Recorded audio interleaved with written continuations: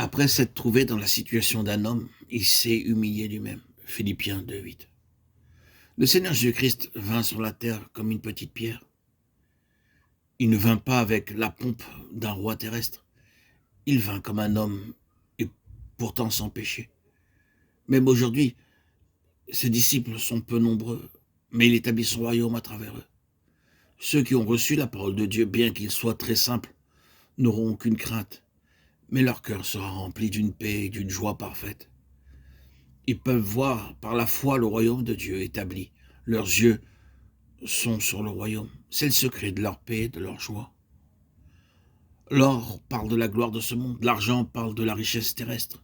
L'airain parle de la sagesse mondaine. Et le fer de la puissance humaine. Nous trouvons ces quatre choses dans tout cœur humain. L'amour pour la gloire, la richesse, la sagesse et la puissance terrestre. Mais aucune de ces choses ne durera pour l'éternité. Un jour, elles seront complètement détruites. Si vous désirez être un vainqueur dans le royaume de Dieu, tout amour pour la gloire, la richesse, la sagesse et la puissance terrestre doit disparaître. Alors, tous verront Christ, la pierre détachée, sans le secours de personne, s'expanser et se développer en vous. Vous désirerez que la vie de Christ vous remplisse et que vos yeux soient constamment dirigés sur les choses éternelles.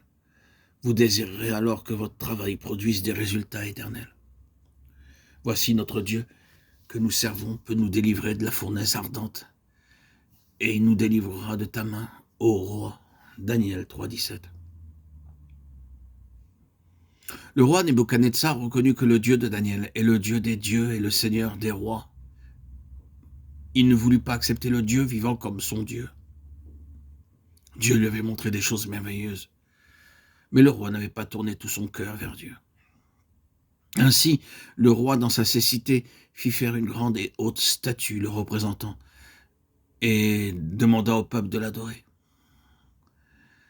Les trois jeunes hommes refusèrent.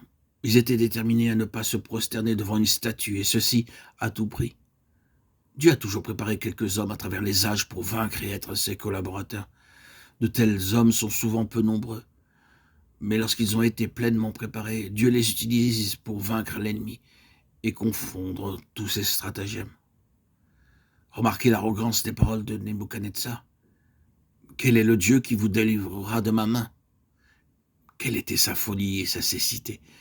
Les trois jeunes hommes demeurèrent calmes malgré la menace de les jeter dans la fournaise ardente. Voyez la sagesse de leur réponse. Ils dirent, « Oh, Nebuchadnezzar, il n'est pas besoin de te répondre à ce sujet.